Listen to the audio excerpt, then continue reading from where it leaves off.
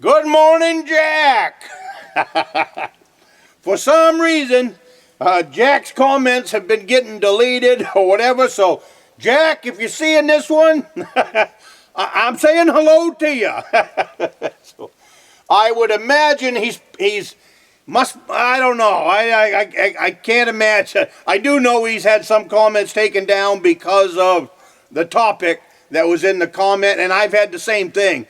I've responded back to other comments, and I went back through and checked later on because I knew it was a comment that was really pushing the envelope, and YouTube had taken it down. So anyways, I can only imagine maybe that's what's going on with Jack's comments. But anyways, good morning, Jack, and welcome to my woodshed.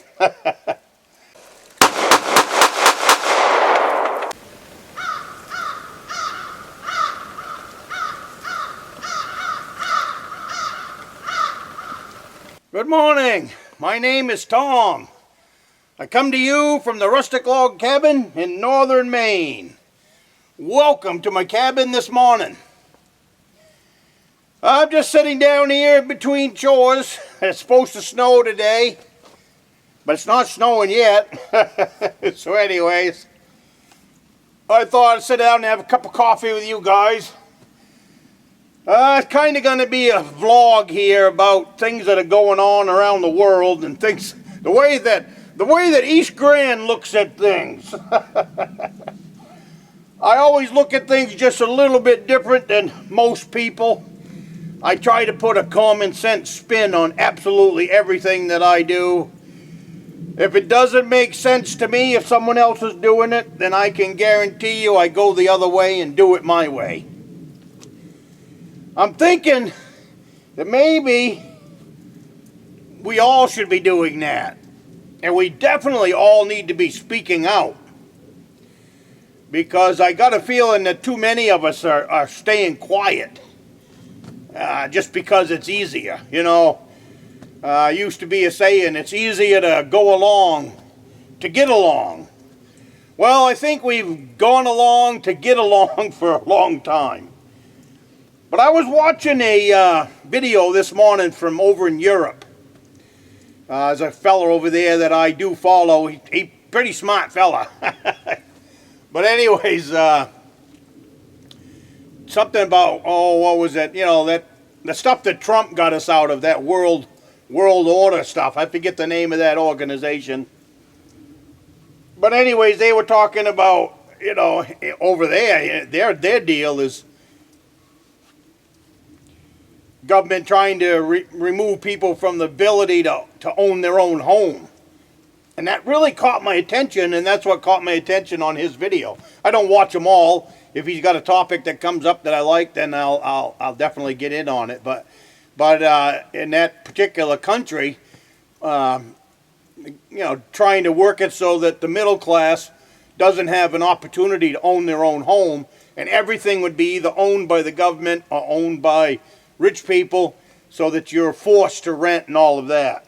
So it kind of got my thought process going, and I was thinking, my goodness, you know, who knows? I mean, you know, Biden and his team all trying to get us in on that everything green deal, and the stuff he was saying made a lot of sense. So, you know, kind of got me thinking.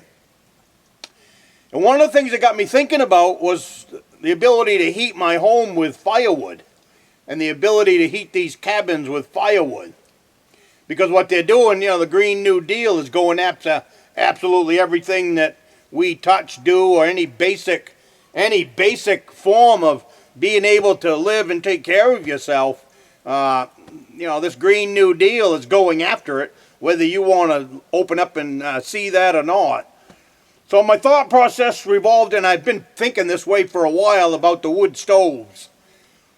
You know, they're only a matter of time before they try to make that illegal, which sounds crazy, but we've been talking this stuff for years. I mean, some of the stuff that they've made illegal in the last few years, we never would have thought would have happened, especially in this country. And just seeing it over and over and over again, and right here in this state, seeing more and more of it. And our problem is our governor, now that this crazy state has voted her in for 4 more years, she's got 4 more years to monkey with this stuff. So that's what I find frightening. So when it comes to the wood stoves, what's the easiest way? There's 2 ways to make wood stoves impossible. One is your insurance company making the premium so high that you can't afford. If you want to have insurance, you're going to have to get rid of your wood stove. Well, that's one way. But then you got the other group of people that are self-insured. I'm self-insured. What does that mean? That means if these buildings burnt to the ground, I got to rebuild them myself. Well, being a builder, that's never really been an issue, so self-insured always made sense to me. I've been here 12 years right now. The cost of insurance would have been what it would take to build these buildings back. So I did the math and rolled the dice, and so that's what I'm going to do. So I'm self-insured as far as the buildings go. So how do you affect me? You can't say, well, your premium's going to go up, so until you get rid of your wood stove, you don't have that. So what's the next thing? It's not the wood stove. I already own the wood stove. But there's one part to wood stoves that wears out every so many years. What is it? It's the stovepipe. What? It's the stovepipe? Yeah, it's the stovepipe. Back in Obama, they got rid of all the very good light bulbs, if you remember. What I mean by very good light bulb? A white bulb that'll turn on at 20 below zero. The new light bulbs, when they're cold, they don't either turn on or they're so dim they don't work. One of the two. Now, they might have got that problem solved since Obama, but how many years was that? So they got rid of the good light bulbs on us. So what happens now if they make it illegal for stores and hardware stores to sell stovepipe? After my stovepipe is burned out, I'm going to have to come up with a different idea, aren't I? So that's just the way my mind thinks. So my thought now is, hey, it might not be a bad idea to put a few pieces of stovepipe on the shelf. At least enough to last as long as I'm going to live. I need to change the stovepipe out in this cabin about every 10 years. So if I had 10 pieces of stovepipe on the shelf, that's enough for 20 years. The cabin over here, that'll last. That cabin hardly ever gets a fire. That stovepipe will probably last 20 years, if not longer. Being in there nice and dry and not used, probably that stovepipe will last a long time. But my thought with this video is maybe you might want to think about a few pieces of stovepipe up on the shelf in your shop, just in case you heat with wood in your home or in your shop. Because I don't trust the government right now, and I don't trust especially the government in the state of Maine to do what's right for me right now. If they could kick the rug out from under me, that's exactly where they're headed. And that's exactly where they're headed with you. And if you don't know it yet, you will find out. I started saying this many years ago when they start coming after some of the stuff that we do, that we've been able to do for the last 100 years. It's your thing next. Back then I was kind of only talking about the hunting stuff, but now it's your thing next.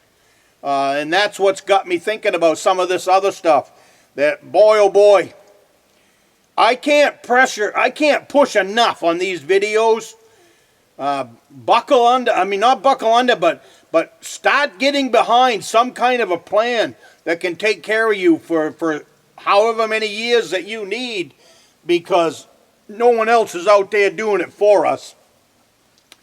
I think that guy called it the transference of wealth from the middle class to the very poor. They want us all on the very same playing field. For whatever reason, kind of takes a the worth ethic out of everything, doesn't it? The harder you work, the more toys you can have. The harder you work and save, the better your retirement will be. The harder you work, the better your life will be. They don't want that anymore. They don't. That's what it appears from where I'm sitting anyways. They just don't want it. Same thing with these off-grid places and all that. How many people are off-grid and all of that? A lot of stuff that we do doesn't rely on the government, doesn't rely on the government of the state of Maine. It relies on our ability to be able to do it. And never in my life did I ever think in the state of Maine that it would be open season on people that are self-reliant. People that can take care of themselves, whether it's raining, snowing, whatever. Never in my life did I think it would be open season on the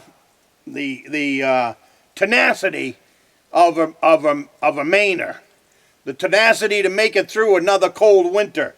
The tenacity to fill up your woodshed and make sure it's full for January, February, and March. The coldest months of the year. Never in my life did I ever think that we would be looked upon as somebody we need to kick the rug out from under. I see that coming. I got a bad feeling about it. So my word of wisdom to you young people, get on the train. Stop voting for this crap, because you guys are the ones that are going to have to live with it. And it has nothing to do with the Green New Deal. The only thing it has to do is the almighty dollar. And there are some people that are getting very, very rich on the foolishness of the people that vote for this crap, because they know what they're peddling, and they know it's a bunch of crap. If it wasn't a bunch of crap, can you tell me why the very, very rich and the people from Washington are buying coastland if they really thought that coastland was going underwater? Think about it. If they really thought all the land along the coast of Maine was going underwater because of global warming, do you think they would be investing in the coast of Maine? So I'm going to leave it at that. You guys have one last sip of coffee, and I'm going to get on with my day. I'll see you next week.